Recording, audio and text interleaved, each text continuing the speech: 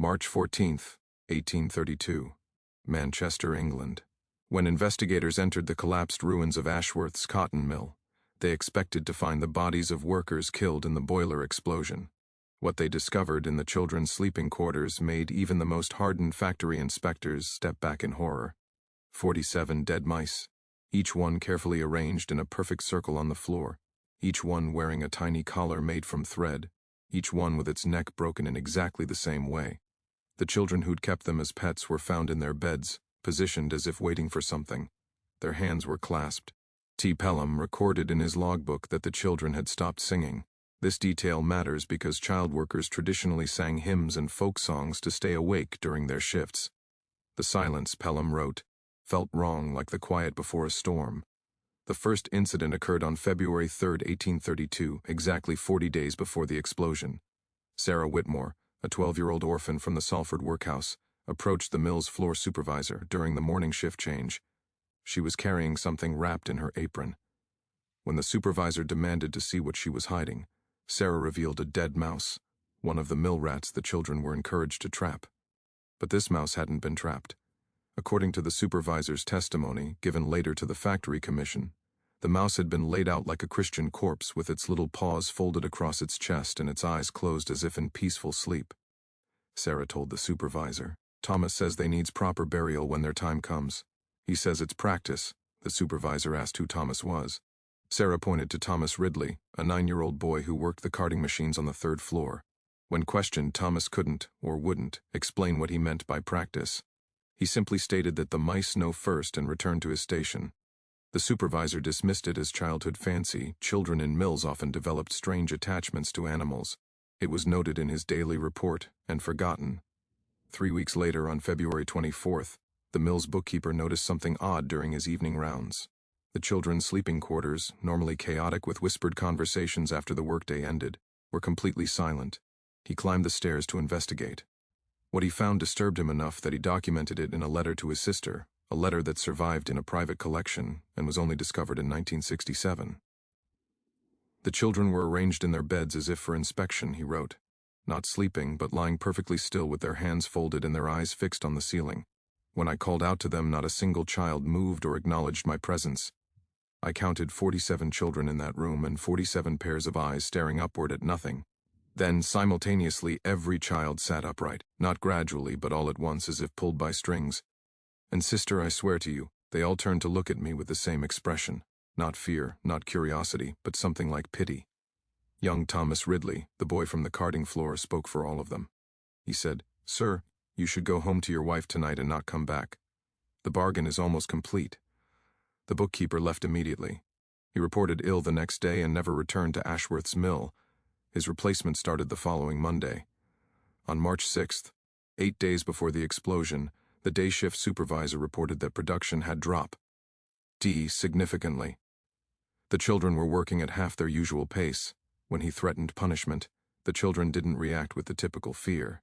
Instead, according to his testimony, they simply stared at him. It was young Sarah who spoke up, the supervisor recalled. She said, "It doesn't matter now, sir. We've made our arrangements." I asked her what arrangements she meant. She said, "With the ones who live in the walls. We give them what they ask for, and they take us quick when the fire comes." The supervisor ordered Sarah to the punishment room, a windowless closet where disobedient children were locked in darkness. But when he grabbed her arm, every child in the room stopped working simultaneously. The machines continued to run, but 90 children stood frozen at their stations, all watching him. He released Sarah and reported the incident to Thomas Ashworth himself. Ashworth dismissed it as collective hysteria brought on by poor ventilation. He ordered the windows opened for 1 hour each day and considered the matter resolved. The night watchman, Robert Pelham, recorded the most disturbing incident in his logbook on March 12th, just 2 days before the explosion. During his midnight rounds, Pelham heard singing coming from the children's sleeping quarters. Not the hymns or folk songs the children usually sang, but something else. A melody he'd never heard before with words in a language that wasn't English. He climbed the stairs and opened the door to their quarters. The children were asleep, but the singing continued. It was coming from the walls themselves. Pelham wrote, "The very boards seemed to hum with voices. I placed my hand against the wall and felt vibration like hundreds of small feet running beneath the surface. I heard scratching, but not the scratching of rats. This was organized, rhythmic, like fingers tapping out a message. He returned downstairs and found Thomas Ridley awake, sitting on the factory floor beside the boiler room. The boy was arranging small objects in a circle, screws, buttons, bits of metal scavenged from the machinery. "What are you doing, boy?" Pelham asked. Thomas looked up at him with eyes that Pelham later described as ancient, like he'd lived 1,000 years in his 9 years of life. "Making the counting circle, sir," Thomas replied, "so they know how many to take quick, before the burning starts. The mice taught us. They always know first." Pelham ordered Thomas back to bed, but he noticed something that made him include a final note in his logbook.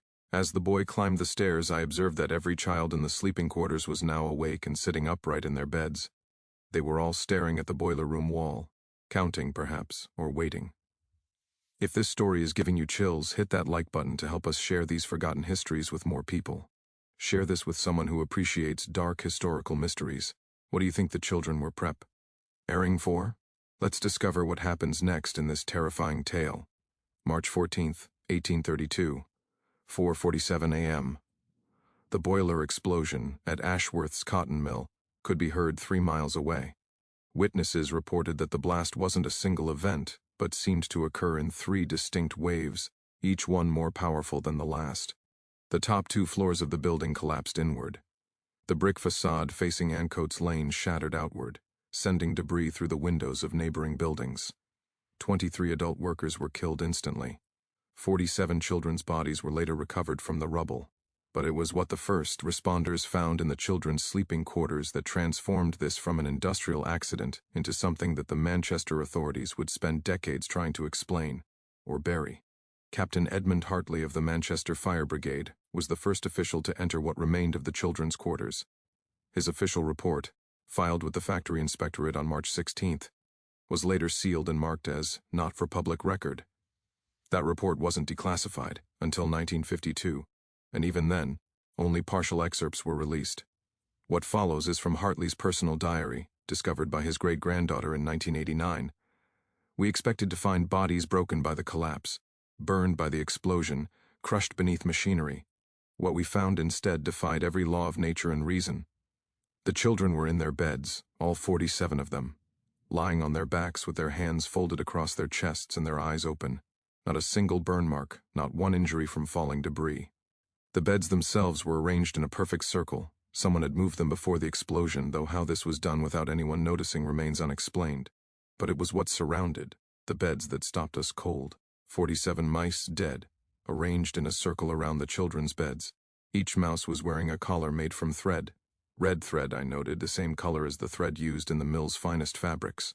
Each mouse had its neck broken in precisely the same manner, the small heads twisted exactly 90 degrees to the left.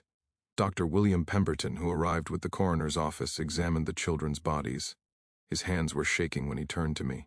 "Captain Hartley," he said, "these children didn't die in the explosion." I asked him what he meant. The explosion had just occurred. How could they have died beforehand?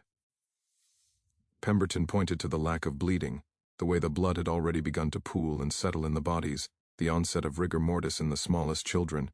"These children died at least 2 hours ago," he said, "possibly 3. And they all died at exactly the same moment." Dr. Pemberton's autopsy reports, conducted over the following 3 days, revealed details that the authorities immediately classified as confidential. All 47 children had died of cardiac arrest, simultaneous cardiac arrest. Their hearts had simply stopped beating at the same instant, sometime between 2 a.m. and 3 a.m., hours before the boiler exploded. There were no signs of poisoning, no evidence of suffocation, no marks of violence except for one detail: every child had scratches on their palms. Fresh scratches, made within hours of death, as if they'd been clutching something sharp. When investigators examined the children's hands more closely, they found residue beneath their fingernails, black residue that chemical analysis identified as soot and ash, but not from the explosion. This was older ash, cold ash, mixed with something organic that the chemists of 1832 couldn't identify.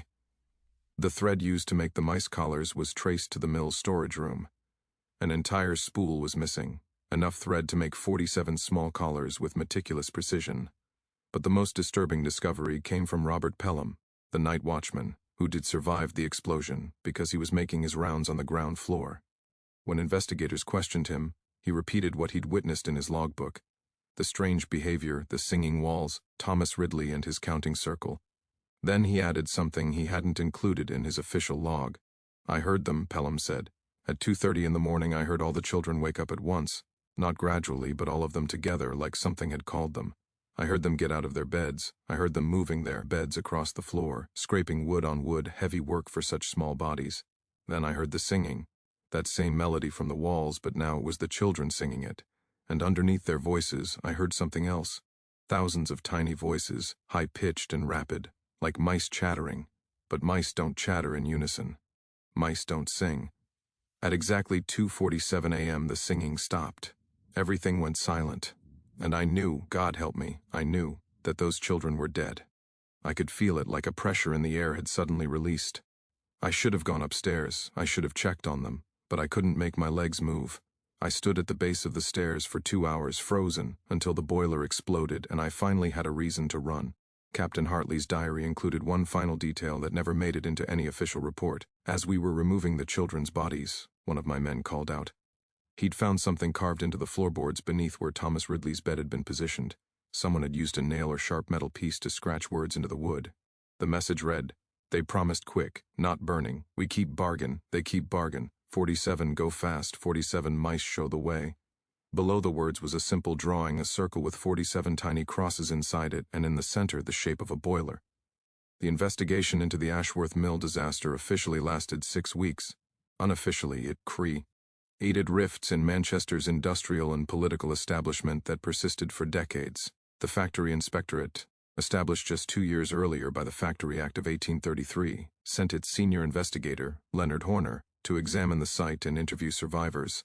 Horner was known for his meticulous approach and his willingness to challenge mill owners, qualities that made him both respected and feared in industrial circles. His preliminary report, dated March 28, 1832, stated clearly, "The boiler explosion at Ashworth's Mill was the result of criminal negligence in maintenance and operation. However, the circumstances surrounding the deaths of the 47 child workers require further investigation beyond the scope of mechanical failure." That further investigation never happened.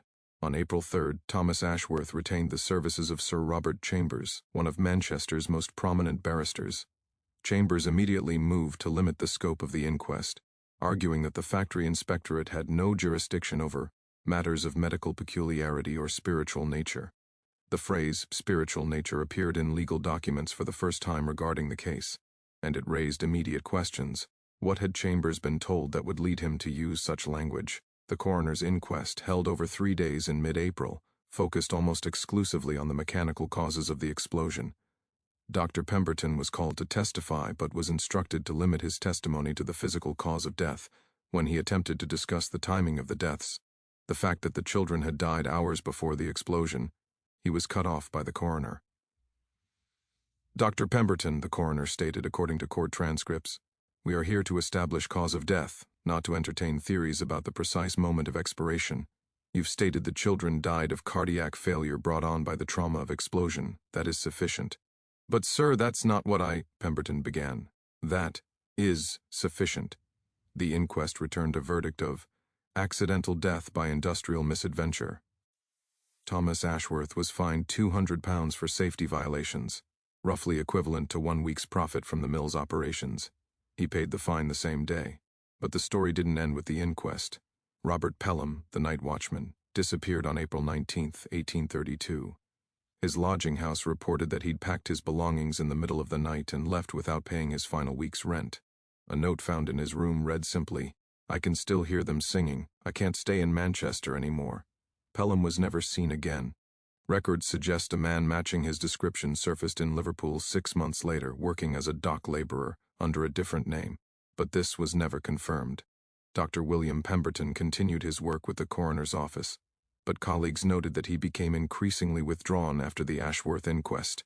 His personal journals, preserved by the Royal College of Surgeons, reveal an obsession with the case that consumed him. In an entry dated June 12, 1832, Pemberton wrote, "I have examined the bodies of victims from 5 separate industrial accidents since Ashworth's Mill. In each case, death occurred precisely as one would expect. Trauma consistent with the nature of the accident, blood distribution indicating the heart was beating at the moment of injury, natural variations in the timing of death among multiple victims. But the Ashworth children were different. 47 hearts stopped beating at the same instant, hours before the physical event that was blamed for their deaths. This is not medicine, this is not science as I understand it. Yet I documented it, I witnessed it, and I was prevented from speaking the truth. What kind of fear could make a coroner silence medical testimony? What kind of power does Thomas Ashworth wield that he can dictate the official narrative of death itself? Pemberton's questioning would receive a partial answer in a most unexpected way. In July 1832, an anonymous letter was delivered to the offices of the Manchester Guardian newspaper. The letter, written in precise copperplate handwriting, was signed only as a friend to the children. The newspaper's editor, John Edward Taylor, chose not to publish it, but he preserved it in his personal papers. Those papers were donated to the John Rylands Library in 1895, where they remained largely unexamined until a graduate student discovered the letter in 1973. The letter read, "Sir, you have reported on the tragic accident at Ashworth's Mill with the sympathy and concern it deserves. However, there are facts about that night which have not been made public, and which I fear never will be through official channels. I worked as a clerk in Thomas Ashworth's employ for 7 years, until I could no longer stomach what I witnessed. The children in that mill were not merely workers, they were subjects of an experiment, though not of the scientific kind. Mr. Ashworth was, in private circles, known to hold beliefs of a heterodox nature. He was a member of a society that met monthly to discuss what they called practical spiritualism, the intersection of industrial progress and older forms of knowledge. They believed that the suffering of the innocent could be channeled, directed, used as currency in negotiations with forces that predated Christianity. I cannot prove what I am about to tell you, but I was present at a dinner party in January 1832 where Mr. Ashworth, after too much wine, spoke freely. He said that the children in his mill had reached an accommodation with the inherent spirits of the building. He laughed and said, "They think they've made a bargain for a merciful death. Foolish creatures. They'll serve my purposes either way." I asked what he meant. He grew cold and said, "The old mills knew about blood and mortar. We've forgotten that foundation fee. DS on lives. Better to feed it controlled amounts than let it take what it wants." I tendered my resignation the following week. When the explosion occurred, I was not surprised. When I learned the children had died before the explosion, I understood that they had indeed made their bargain, but not with Mr. Ashworth. I write this anonymously because I value my life, but the truth should be recorded somewhere, even if it cannot yet be acknowledged. The letter's authenticity has never been verified. It could be the work of a disgruntled former employee, a competitor seeking to damage Ashworth's reputation, or even a work of fiction inspired by the sensational aspects of the case. But it provides a potential explanation for why the investigation was so aggressively curtailed.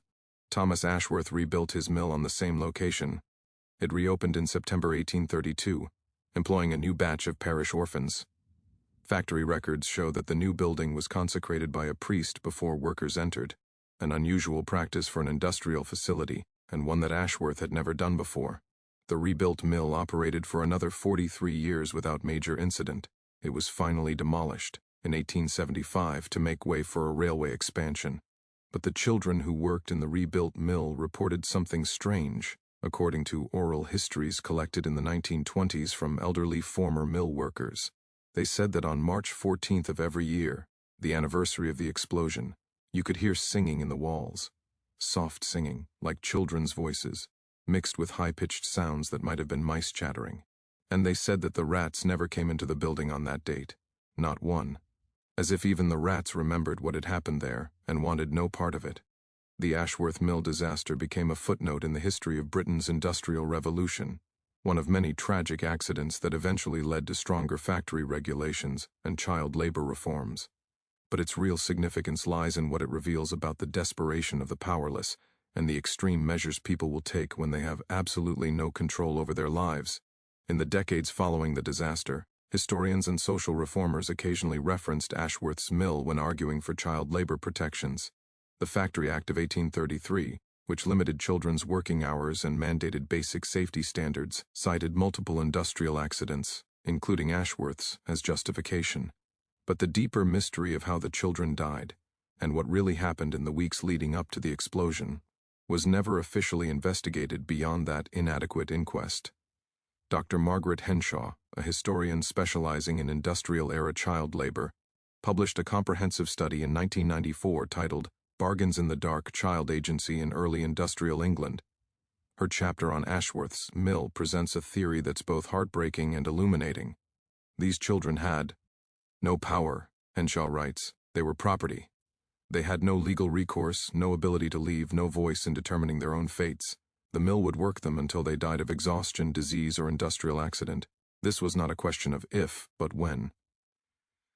The behaviors documented before the explosion, the ritual treatment of the mice, the strange songs, the messages about bargains, suggest that the children had developed a framework for asserting agency in the only way they could. If they couldn't control whether they would die, they could at least try to control how. The mice dying alongside them wasn't coincidence or supernatural occurrence. It was intentional. These children killed their pets, carefully and probably lovingly, as part of a ritual that gave them a sense of control. They died in their beds, hands folded, prepared, rather than being torn apart by machinery or burned in an explosion. The cardiac arrests, all occurring simultaneously, present a medical mystery. Mass psychogenic death is documented but rare. However, in conditions of extreme stress and with strong collective belief, the human body can shut down. Did these children literally will themselves to die together at a prearranged time? The evidence suggests they did. Henshaw's theory faced criticism from medical historians who argued that simultaneous cardiac death across 47 individuals was physiologically impossible without an external cause like poisoning or suffocation, neither of which was found in the autopsies. But her work opened up new avenues of research into child agency and resistance in industrial settings. Scholars discovered similar patterns in other factory records, unexplained behaviors, strange rituals, collective actions that seemed to presage disasters. A mill in Stockport, 1829. Children reported spending their Sunday rest time making small crosses from scrap wood and hiding them throughout the building. 6 weeks later, a fire killed 38 people. Investigators found the crosses arranged in patterns around the areas that suffered the least damage, as if someone had tried to mark safe zones. A textile factory in Leeds, 1835, workers' journals described child laborers singing a particular song for 3 weeks before a beam collapse. The children singing that song were all on their meal break when the beam fell. The children who hadn't learned the song were on the factory floor. 12 died. A coal mine in Newcastle, 1840, child trappers, the youngest workers who opened and closed ventilation doors, began leaving small piles of coal arranged in specific patterns near their posts. Adult miners mocked them for it until a cave-in occurred.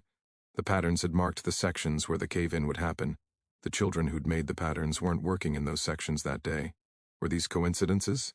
Unconscious pattern recognition by children who spent so much time in these dangerous places that they'd learned to sense STR. Structural weaknesses? Or had these children, powerless in every other aspect of their lives, developed rituals and belief systems that gave them some measure of control over their fates? The Ashworth Mill case forced a broader conversation about the psychological impact of industrial labor on children. If children could develop collective behaviors elaborate enough to involve ritual animal sacrifice, coordinated dying, and prescient warnings, what did that say about the conditions they were enduring?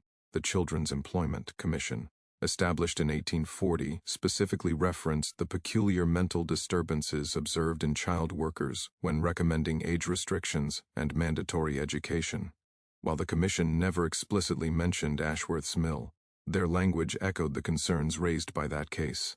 By 1847, the 10 Hours Act limited the working day for women and children to 10 hours.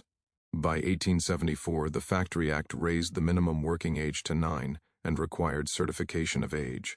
These reforms came too late for the children of Ashworth's Mill, but their deaths, and the disturbing circumstances surrounding those deaths, had contributed to a growing public awareness that something had to change.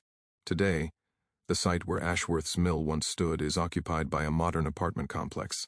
The developers found something during excavation in 2003, a layer of ash and debris from the 1832 explosion, and beneath it, carved into the original foundation stones, dozens of small crosses and symbols. The archaeological survey documented them but couldn't explain them. The crosses predated the explosion. They'd been carved into the foundation while the mill was being built in 1815. 17 years before the disaster. Whatever those children believed they were bargaining with, it had been there from the beginning. What do you think really happened in Ashworth's Mill? Were the children simply desperate workers who developed elaborate coping rituals, or had they genuinely discovered some way to assert control over their deaths? Did they die by collective will, or was there something in those walls that responded to their prayers? Leave your theories in the comments. Tell us, if you had no power and no hope of escape, what would you bargain with? If you want to explore more lost chapters of industrial horror and the hidden stories of the powerless, subscribe to Fear Sermon. Hit that notification bell so you never miss when we uncover the next dark truth that history tried to bury. Remember, the past isn't dead. Sometimes, it's still singing in the walls. See you in the next video.